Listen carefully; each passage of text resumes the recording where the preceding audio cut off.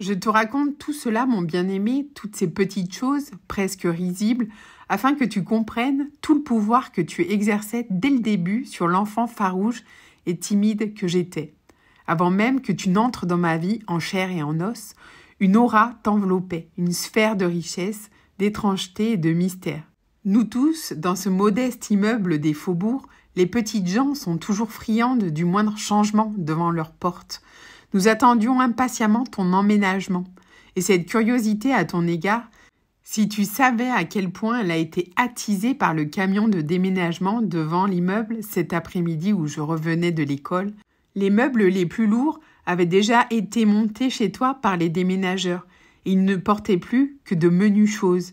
Je suis restée plantée devant la porte afin de n'en pas perdre une miette tant ces objets me semblaient étrangement différents de tout ce que j'avais pu voir. Il y avait des idoles hindoues, des sculptures italiennes, de grands tableaux aux couleurs vives, puis pour finir, des livres si nombreux, des livres si beaux que je n'en croyais pas mes yeux. On les empilait à la porte, d'où le domestique les prenait un par un et en enlevait la poussière précautionneusement de son plumeau et d'une balayette. Avec curiosité, je flânais autour de la pile de livres toujours plus haute. Le domestique ne m'a ni chassé, ni incité à m'approcher davantage. Ainsi, je n'ai osé en toucher un seul, malgré mon envie de passer la main sur le cuir tendre de certains d'entre eux. Je n'ai réussi qu'à lire timidement les titres sur la tranche, en français, en anglais pour certains, et dans des langues que je ne comprenais pas. Il me semble avoir passé des heures à les regarder, puis ma mère m'a appelée. Toute la soirée, j'ai pensé à toi, avant même de t'avoir rencontré. Moi-même, je ne possédais qu'une douzaine de livres bon marché à la reliure de carton fatigué, que j'aimais plus que tout et que je relisais sans cesse. Mais maintenant, je brûlais de savoir quel type d'homme pouvait bien posséder et lire tant de magnifiques ouvrages, connaître toutes ces langues étrangères, être à la fois si riche et si érudit.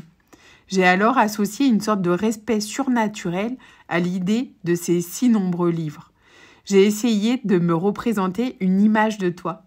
Tu m'es apparu sous les traits d'un homme âgé, portant lunettes et longue barbe blanche, comme notre professeur de géographie, mais bien plus aimable, beau et doux.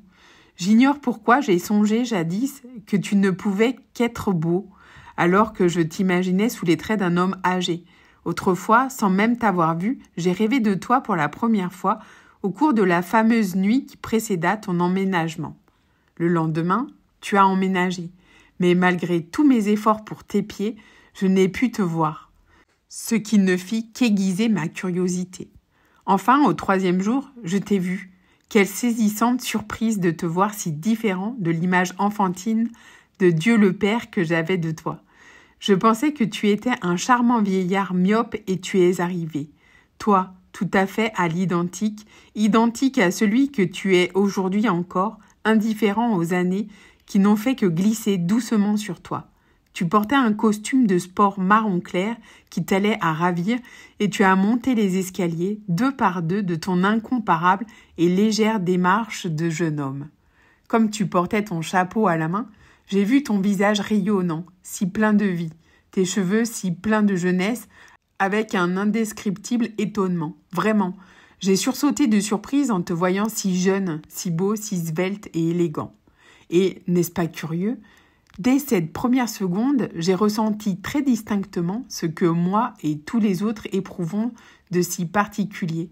Non sans une pointe de surprise, en ta présence, tu es un homme double, un garçon bouillonnant, optimiste, dédié corps et âme au jeu et à l'aventure, mais lorsqu'il s'agit de ton art, tu es un homme sérieux, austère, consciencieux, un homme cultivé et un fin lettré.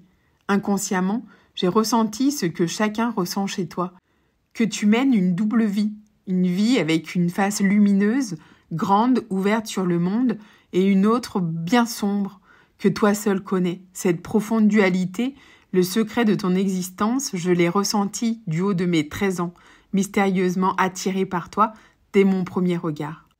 Tu comprends alors, bien-aimé, quel miracle, quel mystère attrayant tu devais être pour moi, cet enfant.